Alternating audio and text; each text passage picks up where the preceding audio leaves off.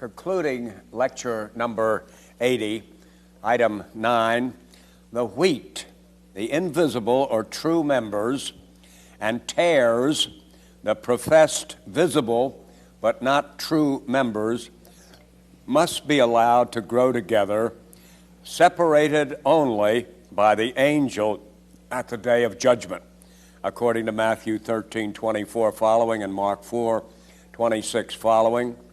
Now this passage in which Christ tells this parable of the owner who sowed his field with wheat, and during the night while his servants were asleep, the enemy came in and planted these tares, which resembled the wheat and grew together with them so closely that they couldn't be removed, hardly even distinguished, and couldn't be removed without uprooting the wheat as well, has been the most controverted piece of literature in the history of the world, next only to the words of Jesus concerning the Last Supper, where he says, "This is my body," where Christ interprets this phenomenon that he had described here about the wheat and the tares as saying the field is the world. Those words have been most debated, next only to "this is my body," and so on. The reason is because some would take it literally. This is the world at large, and in the world at large, the church is planted, and alongside of it is the non-church, the unbelieving world. Augustine, in his great debate with the Donatists, showed, as it's been shown time and again, though the conflicting view is always reasserting itself, no, the field is the world doesn't mean literally that the field is this cosmos, but that the field is the church in the world. We were in this transitional period, you remember, where the church was localized in Israel. And now it's about to be made under the Great Commission into a world church. And Christ is really talking about that church as a church in which true believers are planted, wheat, but among them, seeming true believers who are not so and can't actually be removed. The Donatists had argued this is not true of the church. It's true only of the world. That you'll never be able to eradicate the tares from the world, and you ought not to try to kill people because they don't believe in Christianity or something. No, said Augustine, this is obviously referring to the church in the world and the problem that we have in the church, showing that you can never have a pure church, such as you Donatists not only aim at having, which is commendable, but actually think you've achieved in having. You'll always, with your most diligent disciplinary endeavors and removal of persons who ought to be removed, you'll still have, this parable is teaching us, said Augustine, you'll still have these people who look like Christians, and you can't quite prove they're not, and you certainly can't remove them without doing more damage than good, and they will not be removed until the end of this age, the day of judgment. And the angels will do the job, not human ministers, not disciplinarians in the church. You can see how important that actually is. I think Augustine's quite clear and quite sound, and he's convinced the church at large, even though there's still some people who think that they can have a pure church. Generally speaking, they reasserted themselves among the Anabaptists at the time of the Reformation. That's always the goal, see, of every true Christian. You're aiming at a pure church. Any true Christian who became apathetic and indifferent about the sins and corruptions and weaknesses of the church wouldn't be a Christian. He should be aiming at the perfect purity of the church. However, the Bible teaches us that though you aim at it, you will never achieve it. And if you achieve it, you will actually be teaching a fallacious doctrine here. It's good to aim at it, but it is good to admit that you have not achieved it. It's exactly parallel to the personal life. You must aim at perfection. If you're not aiming at perfection, you're not endeavoring to obey Jesus Christ, who says, "Be ye perfect." But by the same token, you've got to acknowledge you never achieve it. If you actually think you achieve it, then of course you're not even a Christian. Now here you see, you aim at this, that's fine. The Donatists were right about that, and so were the Anabaptists. But once you claim that you have it, you've really ceased to be a true church. You're not necessarily not a true Christian, but you are nevertheless thinking of a non-true church. The true church is a mixed church, is what Jesus Christ is saying to us. It always has, and it always will have through this entire age until the day of judgment when the angels make it a pure church. And it becomes an absolutely pure church in heaven, and not before that time. While we ought to be striving to have God's will done on earth as is done in heaven, we don't achieve it. Why should we should strive to have the church doing her duty perfectly? We don't achieve it, and we are even told beforehand by Jesus Christ that we never will. And there are certain areas where we ought not even to try. There are certain people who compare to these tares planted in our midst, whom we may even suspect are not converted people, but we are categorically warned not even to attempt to discipline these people. You can have as suspicions as you please, but there are certain types of people you cannot prove not to be Christians, and even if you could to your own satisfaction, you couldn't begin to remove them without doing a great deal of harm. Now, we're going to be looking at discipline later on, and there are certain people who are to be removed. The same Christ who tells us there are certain people who ought not to be in the church, whom you can't remove and ought not even to try to remove, because that's the angel's job and not your job. Hands off. Pray, yes.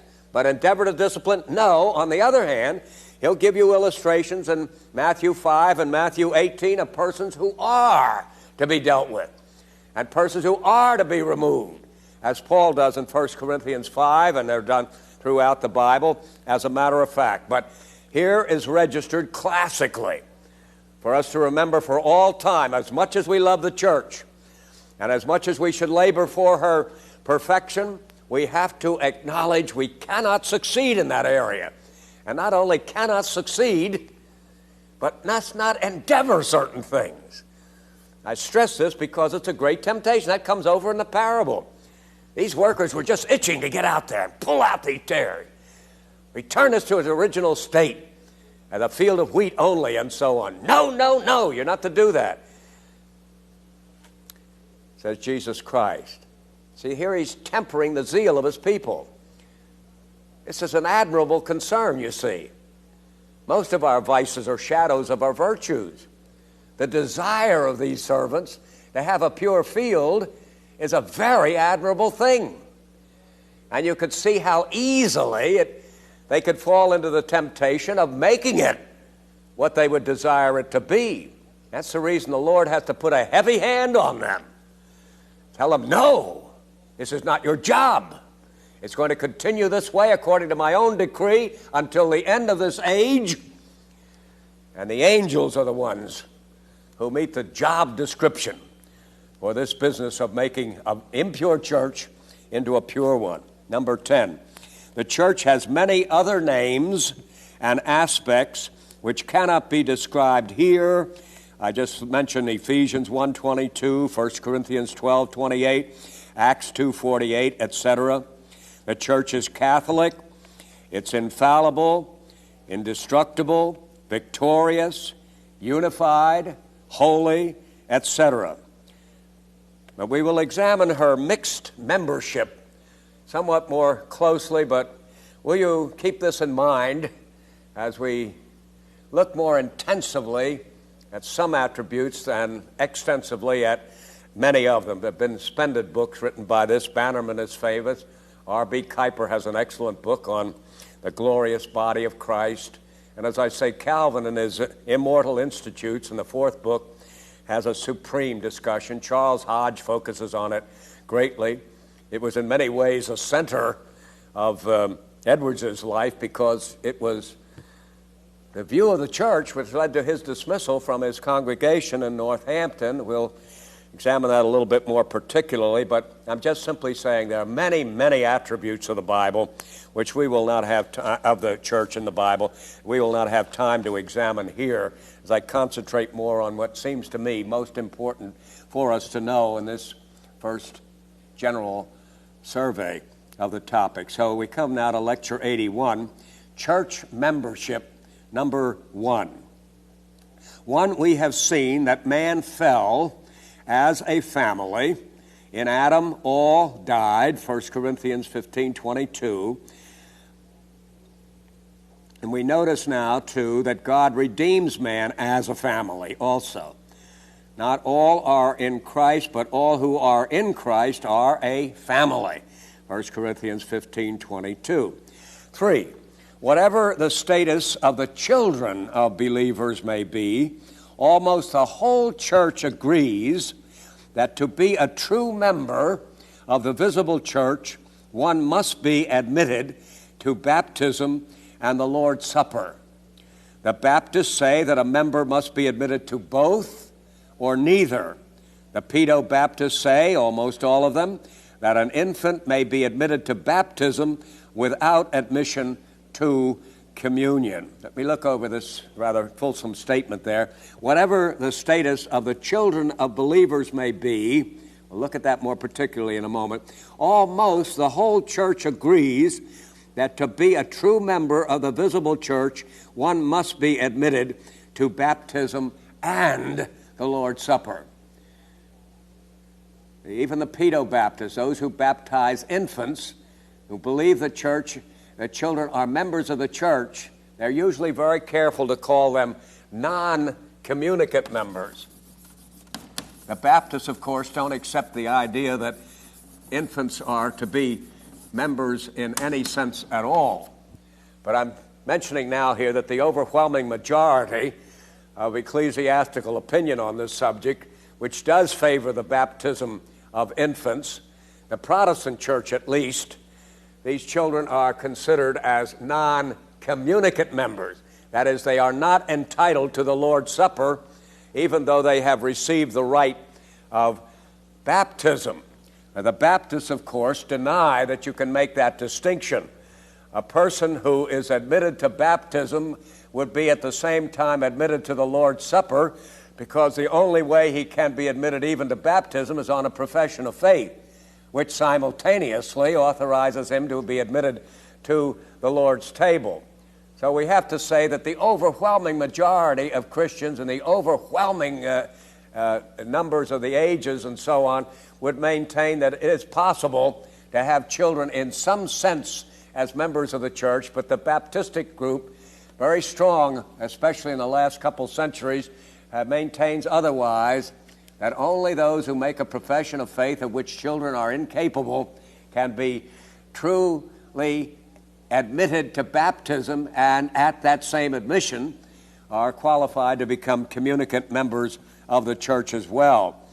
When I say that even among the Paedo-Baptists, those who admit children to baptism, there are the vast majority of them do not admit these children until they make a profession of faith to communion.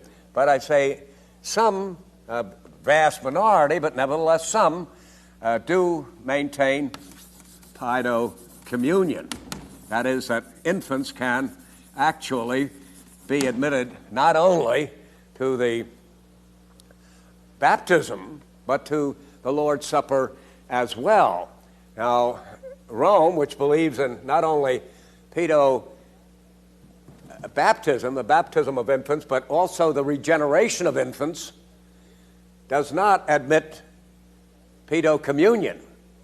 That is, they would say that though these children who have been baptized in their church are truly Christians, they have been born again, they will not admit them until confirmation to the communion, because they argue that though they are true children of God, they don't discern the Lord's body at that young age and consequently cannot be admitted to the Lord's Supper. In most of Protestant movements where you do have PAEDO baptism, you deny also PAEDO-communion, because the same reason, that is that children are not able to discern, but also the fact that paedo-baptism does not bring regeneration. Reformed churches, for example, do not believe that when infants are baptized, that they are born again. And of course, if they're not born again, they couldn't qualify for admission to the Lord's Supper. John Calvin himself is rather ambiguous on this subject. He seems, in some of his statements there, to sound as if he believed in the fact that baptized children are really members of the church, almost as if he's inferring that they're born again at the time of baptism, almost as if he agreed with Rome at that particular point. The evidence seems to be that he didn't, but he talks at times very much as he did, but at the same time, he opposes their admission to the Lord's Supper on the ground that they cannot discern the Lord's body in the sacrament, and consequently would be taking it in a meaningless and therefore profane manner, and therefore should not be admitted to the church. You see that Calvin has a bit of a problem here. Once he thinks they are God's children, and I can cite passage after passage in which he seems to be saying exactly that.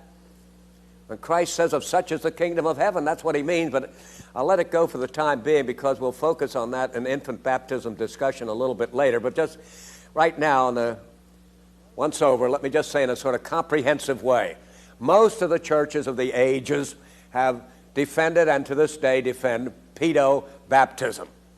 Some of these churches, such as the Roman Church, believe that baptism administered to the infant is the instrument for the child's actual conversion, but still say it should not receive the Lord's Supper, not because it's not qualified, but because it is not able to discern the Lord's body.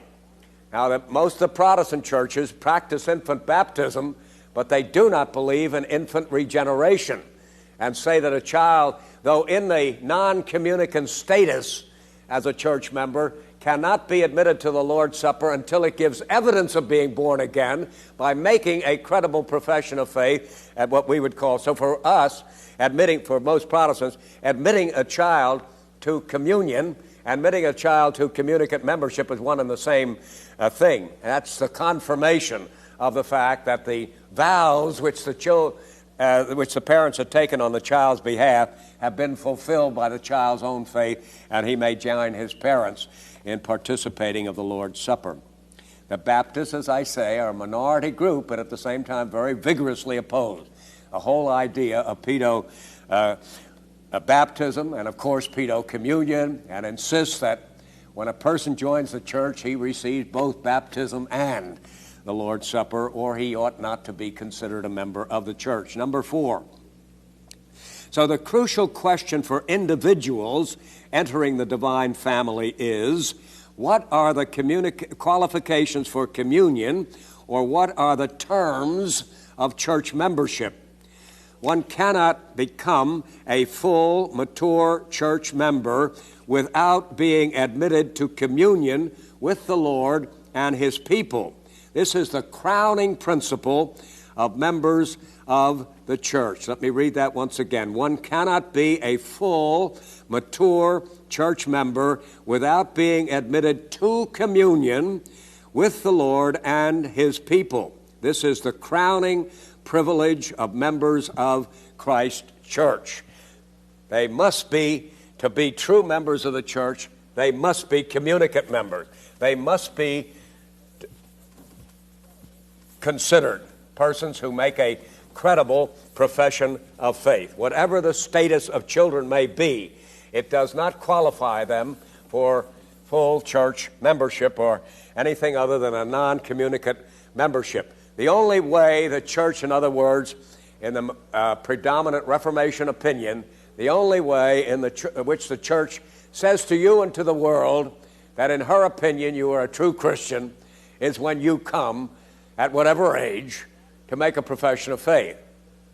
Until that is done, some churches will even deny you baptism, and the Baptists, for example, but even those who do practice infant baptism will say you must make a profession of faith to become a full or proper member of the Christian church. That very, very important thing to understand as the basic Reformation viewpoint. Number 5, This is an extremely easy question to answer. It is most surprising that it has caused and still does cause so much controversy. Sometimes the most difficult problem is finding how an easy question has been made into a difficult, sometimes insoluble problem, namely of how we determine a person to be a qualified member of the Christian church. I say that's an incredibly easy question, and yet it's been debated, and there's raging debates going on about it today, and I'm afraid they'll continue until the day of Jesus Christ. But number 6, here is the easy answer to our question. What are the qualifications for admission to the church and Lord's table? All one need do is confess that he is a sinner who trusts in the life and death of the Son of God for his salvation and is determined to and does, so far as known, evidence that faith by good, however imperfect, works. Well, what's so mysterious about that? Why wouldn't that simple definition satisfy everybody? How in the world do you get so much controversy about it? Why can't it be settled? I had a conference over the weekend on millennial studies and so on, and of course there's a good deal of difference of opinion among the people of God about the millennium. But one of the questions which was handed to me from the audience there was, why do believers in the Bible differ so much? I can imagine how that man would have asked this question. How could there be so much difference about what qualifies a person for church? Why do biblical believers differ so much among themselves, especially on things that seem to be so clear? Most people wouldn't admit the millennial questions are so clear, but this kind of a question, what qualifies a person to be a member of the Church of Jesus Christ? To recognize that he's a sinner and that Jesus Christ is the Savior, and that if he'll trust in him and promise to obey him and so on, he could be, what could be simpler? Why the problem? Why the debates? And so on. Number 7, granted that the church governing body would question the applicant carefully to see that he knows the gospel and, as far as they can judge, believes what he knows. They cannot search his heart to see whether it is, as professed, sincere. This is where the problem comes in. As I've mentioned it before, they know what their duty is, but to be able to be sure that the person who is meeting what they are requiring him to meet in order to be a church member really is sincere. They're quite unqualified to ascertain that verity. Now, most of them don't try. That's the shame of the church. Most of them make a slapdash, asking of questions. They're not even concerned as to whether the person understands the question, much less whether he thoroughly answers it. Always remember the case of a woman whose husband wanted to join her church, and she said to him, you know, this church doesn't just let you join. He meant by that the pastor in the session there examined very thoroughly. A man drove me down to a church just the other day, and he said, when I joined that church, that pastor gave me the most thorough examination about the Christian religion I've ever undergone in my life, and he was in his 60s and had been a member of the church all his days.